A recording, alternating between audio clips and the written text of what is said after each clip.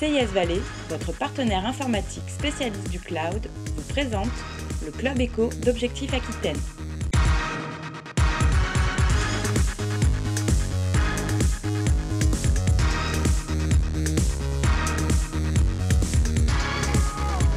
Bonjour et bienvenue dans cette nouvelle émission du Club Éco d'Objectif Aquitaine. Bienvenue avec aujourd'hui Jean-Paul Di Cristo, bonjour. Bonjour Mickaël. Vous êtes le fondateur d'Aide Avenir, un groupe basé en Gironde qui est spécialisé dans les services à la personne. Alors, on va commencer par parler tout simplement du groupe. Comment est-il né avec une croissance quasi ininterrompue depuis vos débuts? Si je résume, votre histoire est assez courte encore, mais en tout cas elle est particulièrement riche. Tout à fait. Pour présenter en quelques mots le groupe, donc il a été créé en 2007 par Arnaud Serrière et moi-même, donc Jean-Paul Di Cristo. On a 4 entreprises à ce jour, 3 entreprises de services à la personne et une entreprise du bâtiment spécialisée dans l'aménagement de logements pour personnes à mobilité réduite. À ce jour, on a 150 salariés en CDI pour un chiffre d'affaires à plus de 2 millions en 2012. D'accord. Qu'est-ce qui explique cette croissance ininterrompue finalement depuis vos débuts? Bon, on est arrivé sur un secteur d'activité qui était en construction puisqu'il est issu du plan Borloo de 2005 qui était historiquement dominé par les associations, les CCAS. Les entreprises sont arrivées avec finalement une dynamique différente en structurant plus professionnellement, à mon sens, ce secteur. Chez nous, à titre d'exemple, on est sur du CDI uniquement en termes de contrat, avec une notion de temps plein très rapide. 90% de nos salariés sont diplômés, puisque ce sont des vrais métiers qui nécessitent des diplômes, des compétences, un savoir-être, un savoir-faire.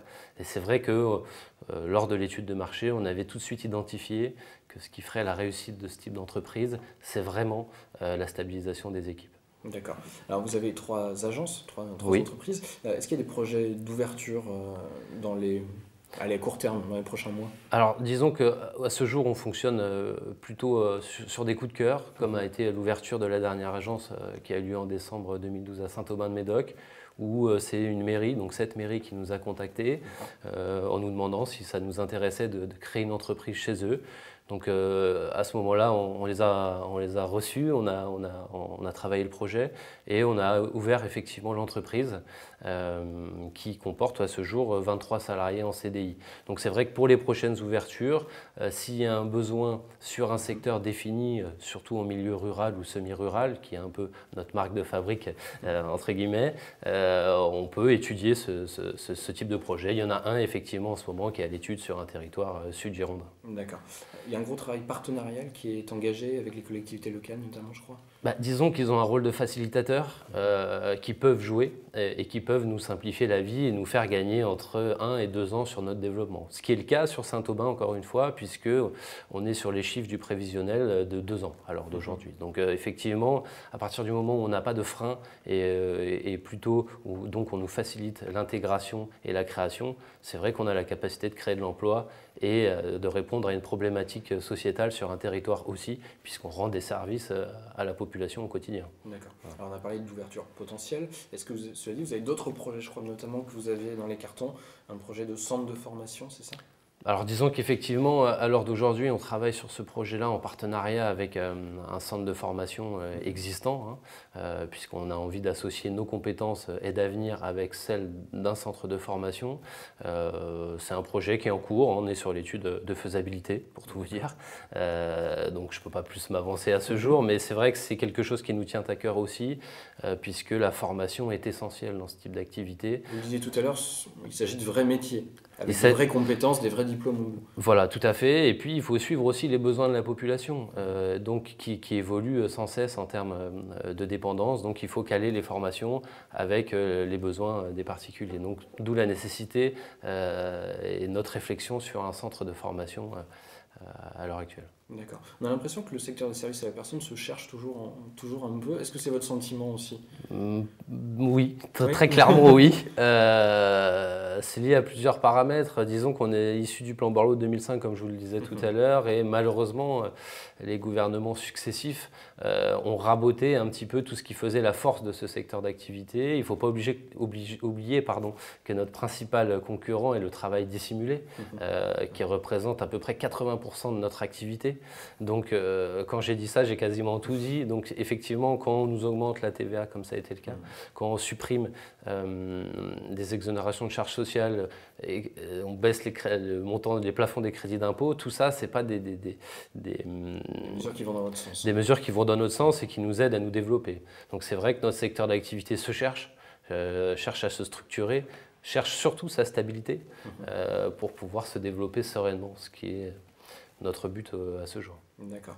80%, vous le disiez, c'est du travail dissimulé. Oui, c'est les stats qui est réaliste en plus, puisque malheureusement c'est comme ça depuis des années.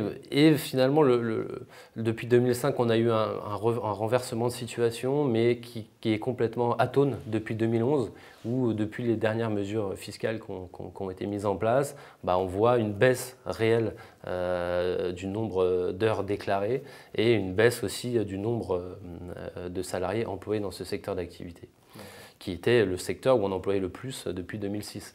Donc c'est vrai qu'à ce niveau-là, on attend un petit coup de pouce ou au moins nous laisser tranquilles pendant une période définie pour pouvoir continuer à créer de l'emploi. On est finalement assez représentatif de ce secteur d'activité. On a créé en 2007 avec 0 salarié et en 6 ans, on a pu créer 150 emplois stables et non précarisés.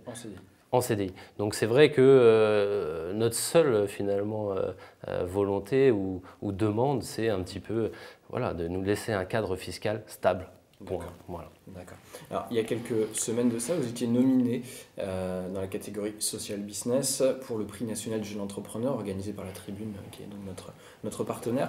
Le mot social, c'est quelque chose qui est important pour vous justement, qui est important pour l'entreprise? Alors on est sur la valeur fondatrice du groupe, où effectivement on fait partie du mouvement des entrepreneurs sociaux, qui se caractérise par une formule très simple et très facile à appliquer, qui est l'efficacité économique et sociale au service de l'intérêt général. Dans notre groupe, tout tourne autour de ça, c'est-à-dire qu'on va mettre une mesure en place si elle est efficace sociale et économique. Voilà. À partir du moment où on a transmis ces valeurs-là à nos salariés, on a effectivement une tranquillité pour se développer. Ça se résume aussi très facilement avec une autre phrase où les bénéfices sont un objectif recherché, mais pas une finalité en soi. Elles servent le projet social. Voilà. Finalement, on retourne un peu ce qui faisait l'image d'un entrepreneur auparavant, où c'était l'enrichissement personnel qui était mis en avant. Là, ce n'est pas le but recherché. Le but, c'est effectivement d'avoir une structure qui est rentable, qui est viable, qui peut se développer et se pérenniser sur plusieurs années, mais aussi en ayant dans l'objectif d'améliorer le projet social en permanence.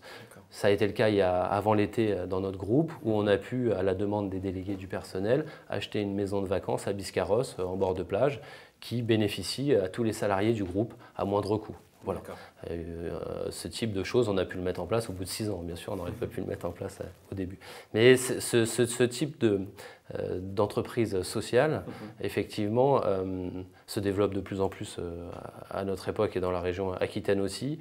Et voilà, mais elle équilibre bien le social et l'économique. D'accord. C'est la notion importante. Est-ce que vous fixez des limites en termes de développement? Parce que ça peut être le corollaire finalement à tout ça. Est-ce que Aide Avenir a vocation à grossir, avec le risque effectivement que l'entreprise soit aussi de moins en moins sociale? Ou est-ce que vous mettez des limites finalement à ne pas dépasser? Disons qu'on n'a aucune limite à partir du moment où on respecte bien nos bases. Conserver les fondamentaux. Voilà, pour donner le dernier exemple en date, la création de Saint-Aubin-de-Médoc, la directrice qui est en place est associée au capital, elle détient 40% des parts. Il n'y a pas de système de franchisé chez nous, avec de redevances annuelles, etc., qui, à notre sens en tout cas, on sait très bien que ce n'est pas viable dans notre secteur d'activité. Donc, se développer, oui, mais avec un modèle différent qui prend bien en compte nos contraintes du départ. Voilà. D'accord. Jean-Paul Christo, merci beaucoup d'avoir répondu positivement à notre invitation. Merci à vous pour votre invitation et à très bientôt. À Aide Avenir. Merci de nous avoir suivis dans cette émission. À demain pour une nouvelle émission du Club Éco. Le Club Éco d'Objectif Aquitaine vous a été présenté par CIS Valais, votre partenaire informatique spécialiste du cloud.